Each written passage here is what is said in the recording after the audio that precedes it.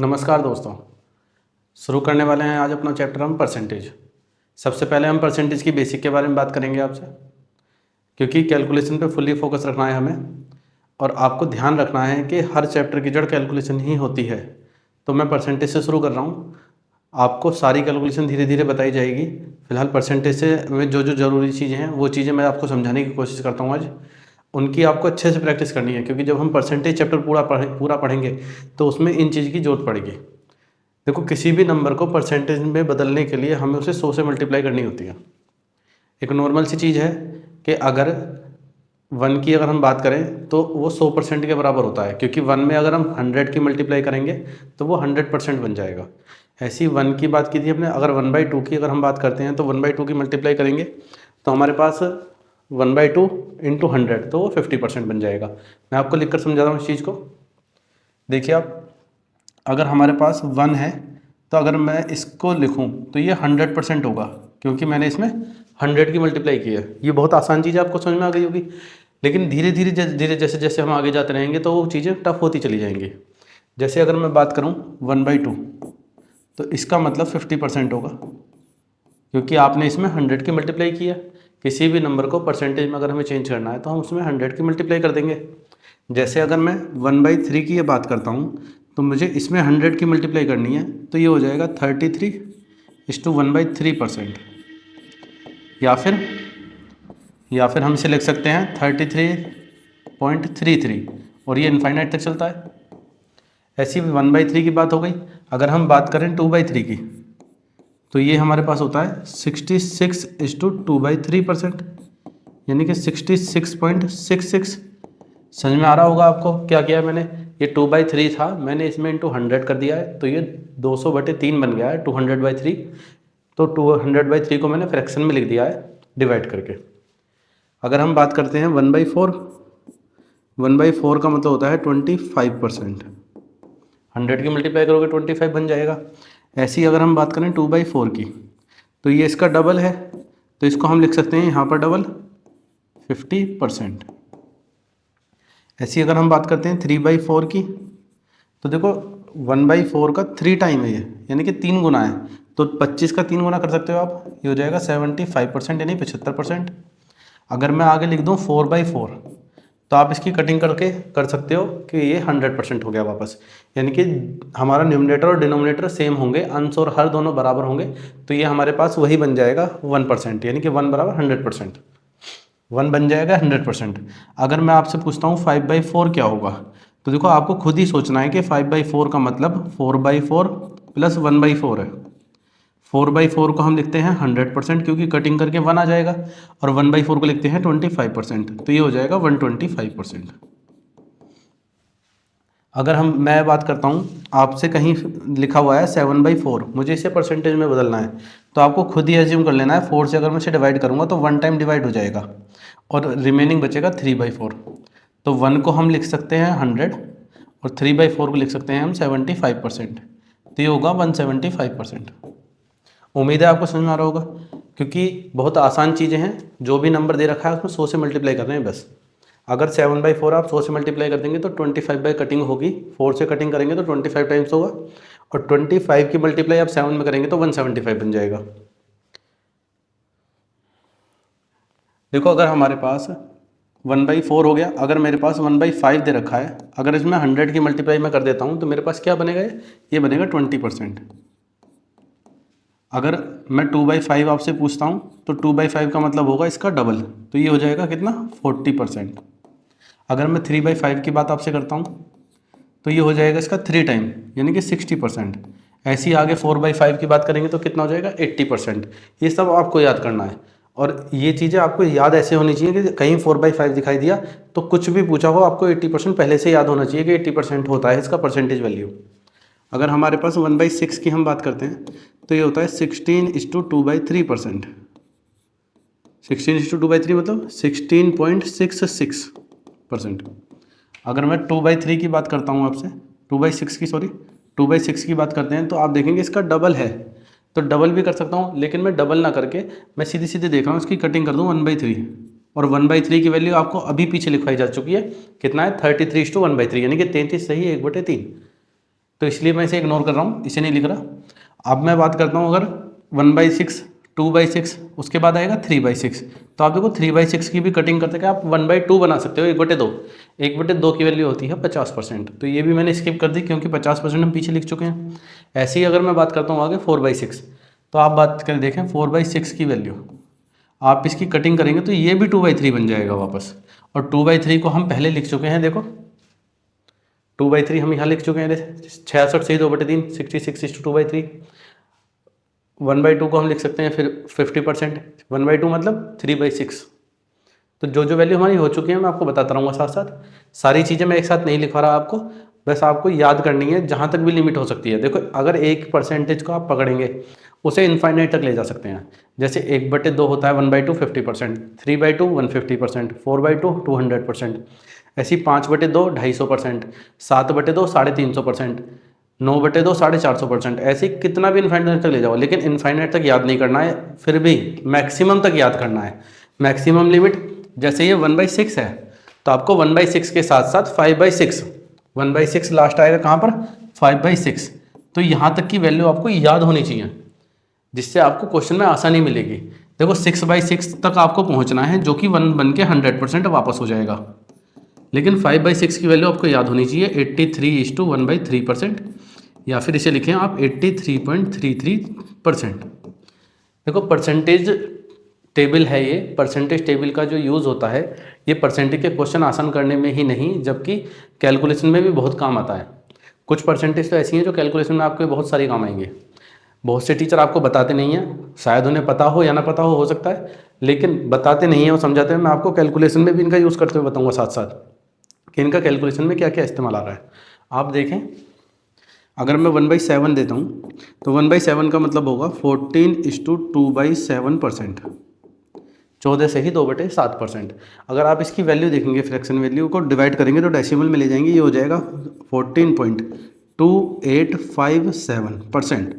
तो देखो पहली वैल्यू आपको यहाँ तक ही याद करनी है, लेकिन दूसरी वैल्यू जो होगी उसमें आसानी हो जाएगी क्योंकि ये नंबर जो 2857 है उसके बाद ये नंबर रिपीट होना शुरू होगा। रिपीट होना कैसे, 142857, फिर दोबारा से 142857, फिर दोबारा से 142857, इनफाइनाइट तक यही रिपीट होगा। तो इसी वजह से मैंने इसका 4 डिजिट तक लिखा है, 4 नंबर तक मैंने लिखा है डेसिमल के बाद। आप देखें अगर मैं 2/7 की बात करता हूँ तो इसका मतलब होता है 28:4/7%। तो 28:4/7 को आप डेसिमल में लिखेंगे तो 28 पॉइंट।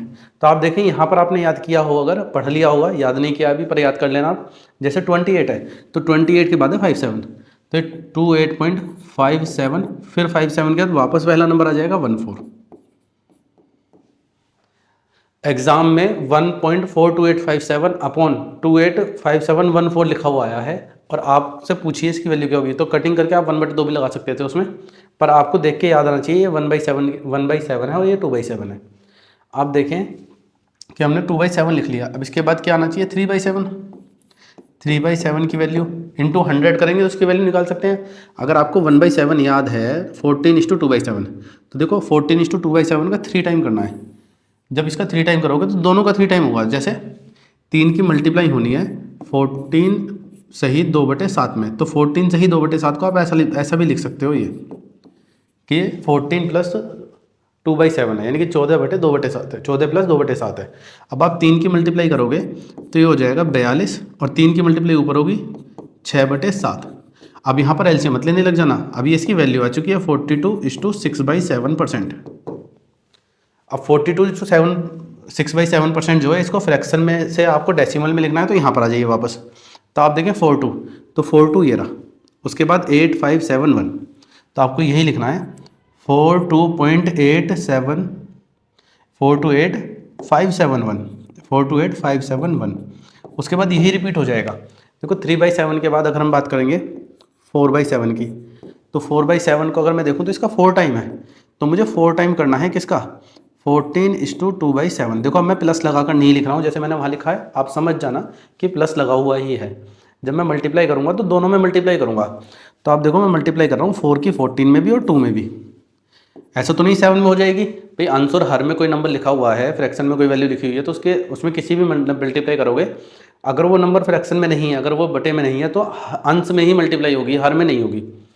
आप 14 की मल्टीप्लाई करोगे 4 में तो ये होगा 56 प्लस आप देखो 2 की मल्टीप्लाई करोगे 4 में तो ये हो जाएगा 8/7, 8/7, 56 से ही 8/7। लेकिन आप देखें हमारे पास जो भी नंबर फ्रैक्शन में होता है, जैसे 14 से ही 2/7, 2/7 की वैल्यू 28 से ही 4/7, तो जो ऊपर वाली वैल्यू होती है वो हमारा हर से कम ही होती है। जो न्यूमरेटर होता है वो डिनोमिनेटर से कम ही होता है। हम ज़्यादा भी लिख सकते हैं, ऐसा नहीं है कि ज़्यादा लिखना गलत होता है, लेकिन आपसे एग्जाम में भी पूछा जाता है क्वेश्चन कि परफेक्ट भिन्न, परफेक्ट फ्रैक्शन बताइए कौन सा है। एग्जाम में लिखा हुआ आ जाएगा आपके पास। जैसे मैं एक एग्जाम्पल लिख देता हूँ आपको, एग्जाम में आपके पास लिखा हुआ आ जाएगा एग्जाम्पल के तौर पे 5/4, 6/7,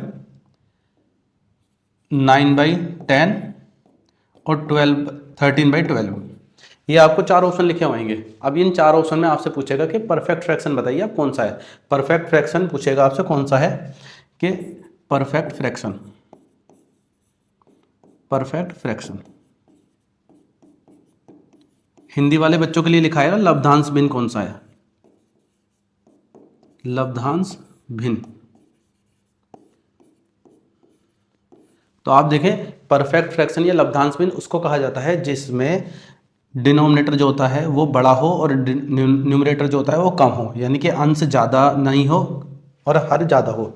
अंश जो है वो कम होना चाहिए और हर ज़्यादा होना चाहिए। तो इसमें देखो अंश ज़्यादा है, ऊपर वाली वैल्यू ज़्यादा है, इसमें ऊपर वाली वैल्यू कम है, तो ये हो सकता है।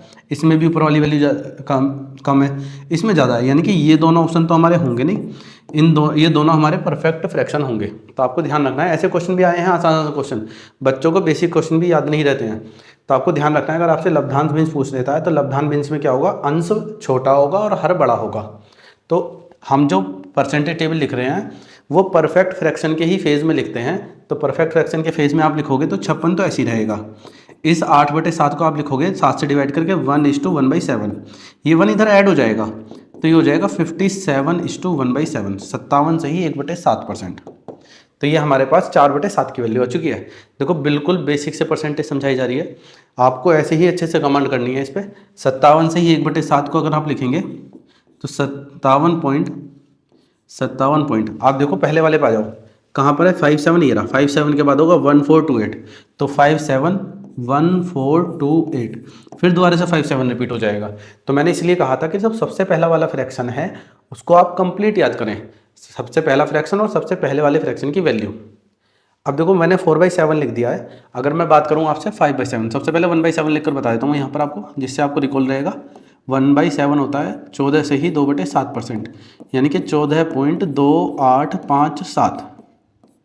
अब मुझे बतानी थी 4/7 में लिख चुका था, मैं 5/7 लिखूंगा, तो 5/7 पता चलेगा आपको इसका 5 गुना।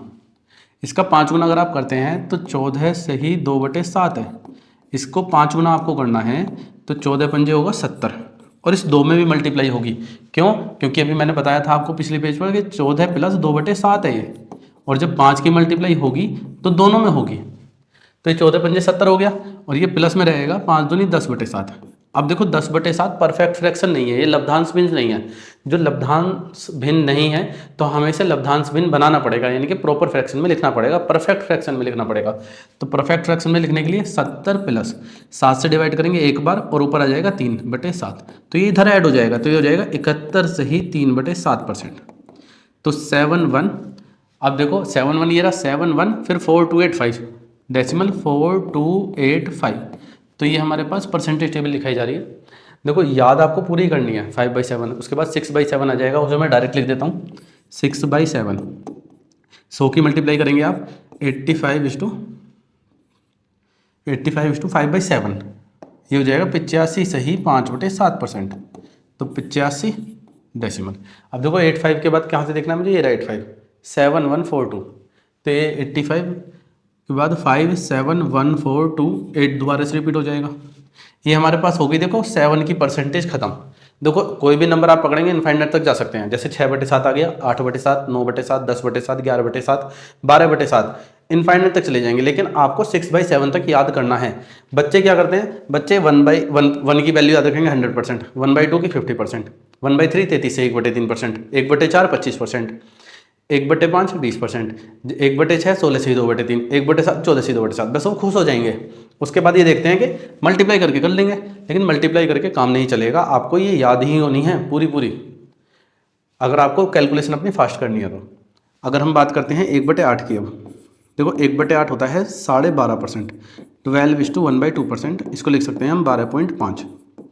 अगर हम बात करते हैं 2/8, 2/8 की आप इसकी कटिंग कर सकते हो, ये होता है 1/4, आप इसकी कटिंग करेंगे तो ये 1/4 ही बनेगा। 1/4 है, 1/4 का मतलब होता है 25%, 1/4 का मतलब होगा 25%, तो ये लिखवा चुके हैं, इसी वजह से मैंने इसके ऊपर राउंड कर दिया, ये हो चुका पीछे।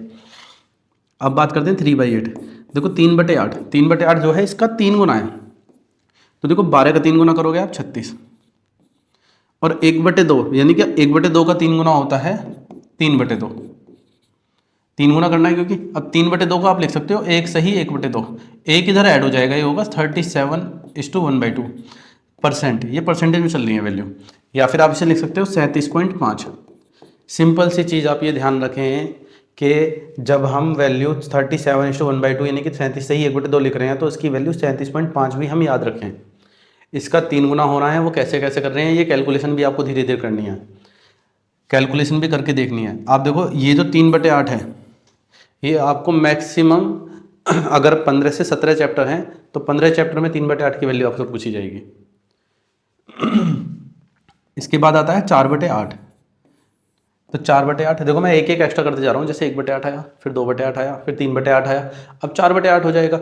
4/8 की आप कटिंग करेंगे, ये बनेगा 1/2, सिंप्लीफाई करना है हमें से। 1/2 क्या हो जाएगा 50%, इसे भी छोड़ देते हैं। बात करते हैं हम 5/8 की, 5/8 तो इसका 5 गुना ही होगा, तो आप 5 गुना करके लिखेंगे, ये हो जाएगा 62 सही 1/2, यानी कि 62.5%। इसके बाद हम बात करते हैं 6/8 पर। 6/8 की आप इसकी कटिंग करोगे तो इसकी कटिंग करके ये बनेगा 3/4, और 3/4 अभी आपको पीछे लिखवाया, 3/4 क्या होता है 75%, क्योंकि 1/4 25% होता है, 1/4 का 3 गुना है ये 75%। हम बात करते हैं 7/8 की, 7/8 की वैल्यू हम याद रखते हैं 87 सही 1/2, 87:1/2%, 87 सही 1/2।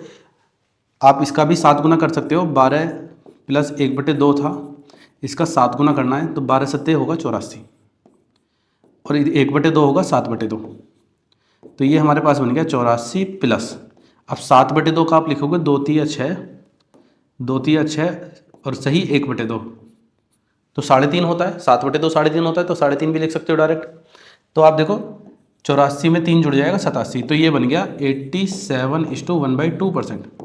तो ये वैल्यू मैं आपको सोल्व करके दिखा रहा हूँ कैसे कैसे आ रही हैं, पूरी भी मैं सोल्व करके नहीं दिखा रहा हूँ। देखो प्रॉपर सोल्व करने का मतलब ये होता कि मैं 100 की गुणा करता फिर डिवाइड करता, लेकिन मैं पहली वैल्यू आपको लिखकर उससे ही लिंक करना बता रहा हूँ, तो आप लिंक करके भी समझें और धीरे धीरे याद कर लें। याद करने का इसका बेसिक सा फंडा है कि आप डेली एक पर्चे पर लिखें इन्हें, सामने एक पर्चे पर कॉपी खुली हुई हो, उसमें से देखकर लिखें, 1 महीने में अपने आप याद हो जाएगी। अगर आप इसे याद करने की कोशिश करेंगे तो 6 महीने लग जाएंगे, पूरी याद भी नहीं होगी। हमारे पास 1/8 वाली खत्म हो गई है, 1/9 और 1/10 वाली सकते हैं, तो आज हम 10 वाली तक ही बताएंगे आपको। धीरे धीरे कैलकुलेशन आपकी धीरे धीरे इम्प्रूव कराएंगे, एक साथ ज़्यादा पहाड़ नहीं देंगे हम आपको। जैसे 1/9 की अगर हम बात करते हैं तो ये होगा 90%, 1/9 सॉरी 1/9 होगा हमारे पास 11 सही 1/9%, वो 9/10 ध्यान आ गया एकदम। तो 11 सही 1/9 का मतलब होता है 11.11%, 11.11 बोला जाता है, 11 गलत होता है डेसिमल के बाद। अगर मैं बात करता हूँ 2/9, तो 2/9 हो जाएगा इसका डबल, तो आप देखो 11 का डबल हो जाएगा 22, और 1/9 का डबल होगा 2/9। तो ये वाली फ्रैक्शन वैल्यू सिंपल है, जो 9 वाली फ्रैक्शन वैल्यू है वो सिंपल है, क्योंकि इसमें 11 का टेबल चल रहा है।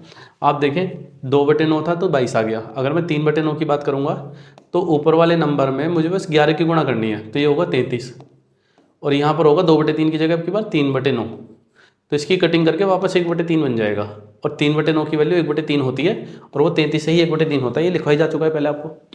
आप देखें इसके बाद जो वैल्यू आएगी 4/9 की वैल्यू आएगी 3/9 के बाद। 4/9 के लिए आपको इसमें किसकी मल्टीप्लाई करनी है, तो इसका 4 गुना कर दो, या फिर आप ये याद रखें 1/9 में 11 का टेबल चलता है, तो उसका 4 गुना करते चले जाएंगे, तो इसका 4 गुना आप इसका पहले वाले का 4 गुना करते हैं, 11 प्लस 1/9 का 4 गुना, ये होगा 44, और ये 1/9 होगा 4/9, तो 44 से ही 4/9। देखो डेसिमल वैल्यू इसकी 1.11 है, वो 11.11 है। इसकी डेसिमल वैल्यू 22.22 होगी। इसकी डेसिमल वैल्यू जो होगी हमारे पास 33.33 होगी। इसकी सिंप्लीफाई करके वैल्यू तो 44.44 होगा। ऐसी अगर हम 5/9 की बात करते हैं तो 5/9 जो है इसका 5 टाइम है, 5 गुना है, तो इसका 5 गुना कर देंगे आप, ये हो जाएगा 55 से ही 5/9%, यानी कि 5.55। ऐसे ही 6/9 जाएगा, 7/9 जाएगा, 8/9 जाएगा, 9/9 जाएगा, तो वो वापस 100 हो जाएगा। 9/9 जाएगा वापस 100 हो जाएगा। तो हमें ये वैल्यू याद रखनी है। देखो 6/9 की वैल्यू जो होती है वो 66:6/9 होगा। देखो 6/9 की इसका 6 टाइम करोगे तो 66 सही 6/9 बनेगा। आप इसकी कटिंग करेंगे तो 2/3 हो जाएगा, तो 66 सही 2/3। 7/9 की वैल्यू आप देखेंगे तो उसका 7 गुना करोगे, ये हो जाएगा 11 का 77 सही 7/9, यानी कि 77.77। 8/9 की अगर आप बात करेंगे तो इसका 8 गुना करोगे तो इसका 8 गुना हो जाएगा 88:8/9, यानी कि 88 सही 8/9। ये इसकी वैल्यू हो चुकी है परसेंटेज की वैल्यू। अब हमने 1/9 तक लिखवाई है। देखो बच्चे इसे याद करने की कोशिश जो करते हैं वो केवल ये याद करते हैं 1 बराबर 100%, 1/2 बराबर 50%, 1/3 बराबर 33 सही 1/3%, 1/4 बराबर 25%, 1/5 बराबर 20%। जितना मैंने लिखवाया बस वहीं तक ही जा रहा हूँ अभी मैं। 1/6 बराबर होता है 16 से ही 2/3%, सॉरी 16 से ही 2/3%, और 1/7 जो होता है वो होता है 14 से ही 2/7%। 1/8 होता है 12.5%, और ऐसे ही हमारे 1/9 जो होता है वो 11 से ही 1/9%, और 1/10 पर नहीं गए हैं, इतना ही रखते हैं अभी। तो आप देखो बच्चे केवल ये याद करते हैं एक एक एक एक, ज़्यादा से ज़्यादा इसमें क्या होगा 1/8 के बाद 3/8 और याद कर लेंगे 37.5% बस। और वो भी कब याद करते हैं जब सवाल करते करते बाद में सवाल में यूज़ होता रहता है, तो सवाल के अनुसार याद कर लेते हैं। और बहुत से टीचर्स जो होते हैं वो कहते हैं कि परसेंटेज टेबल लिख लीजिए, सवाल करते करते आपको याद होती चली जाएगी। सवाल करते करते केवल आपको वो याद होगा जो सवाल में रिपीट हो रहा है। आप प्रीवियस पेपर देंगे प्रैक्टिस के लिए, आने वाले पेपर देंगे एग्जाम में सिलेक्ट होने के लिए, तो आने वाले पेपर का आपको पता नहीं है कि परसेंटेज वैल्यू क्या आएगी, तो आपको अपनी तरफ से ज़्यादा याद करना पड़ेगा। इसी वजह से ये देखो फर्स्ट प्रायोरिटी तो ये याद करना, क्योंकि इन्हीं के मल्टीपल में चल रहा है सब। उसके बाद आपको ये सारी वैल्यू याद होनी चाहिए कि अगर आपसे डायरेक्ट ही पूछा जाए कि 5/7 5/7 की बात बताइए, 5/7 क्या होगा, तो आपको 70 से ही 3/7 बताने में कोई दिक्कत नहीं होनी चाहिए, 71 से ही 3/7 बताने में कोई दिक्कत नहीं होनी चाहिए। अगर आपसे कोई पूछ ले कि 1/7 की वैल्यू ना पूछकर आपसे सीधे पूछे 6/7 की वैल्यू, तो आपको पता हो 85 से ही 5/7 होता है 6/7 की वैल्यू। अब आपको सीधे सीधे वैल्यू भी नहीं आती हैं, ये पता है। आप देखो बताता हूँ कैसी वैल्यू आती हैं। आपको याद है, सपोज लिख देता हूँ मैं, आपको सपोज याद है 3/7 की वैल्यू। 3/7 है हमारे पास 42 से ही 6/7। आपको एग्जाम में लिखा हुआ आ जाएगा कि 542 सही 6/7%। देखो एग्जाम की लैंग्वेज ऐसे हो जाएगी कि किसी वस्तु में हमने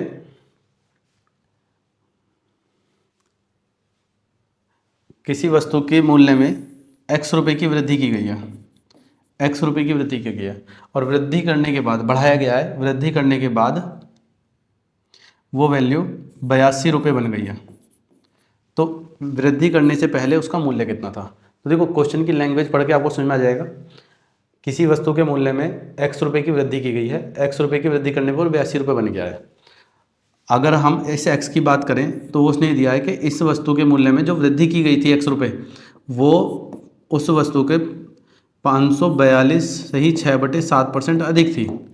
तो आपको यही वैल्यू कैलकुलेट करनी पड़ सकती है एग्जाम में। तो देखो 542 से ही 6/7 की आपको फ्रैक्शन वैल्यू बतानी है। तो 542 से ही 6/7 को 500 प्लस 42 से ही 6/7 लिखेंगे आप। इसे हटा देता हूँ मैं, ठीक है, प्रॉपर क्वेश्चन आएगा जब समझाऊंगा मैं आपको। अभी परसेंटेज टेबल की हम बात कर रहे हैं। ये 500 प्लस 42 से ही 6/7 है। 500 प्लस 42 सही 6/7 है। देखो 500 ये परसेंटेज में है, 500 का मतलब होता है 5। कैसे? जैसे 1 का मतलब 100% होता है, कहीं 100% लिखा हुआ है तो उसे आप 1 लिखेंगे, कहीं 200% लिखा हुआ है तो उसे आप 2 लिखेंगे। तो 500 का मतलब होगा 5%। और 42 सही 6/7 का आपको लिखवाया क्या 3/7। ये वैल्यू आपको याद होगी तो आराम से हो जाएगा 3/7। तो ये हो गया 7 पंजे 35 और 3 38/7। ठीक है जी।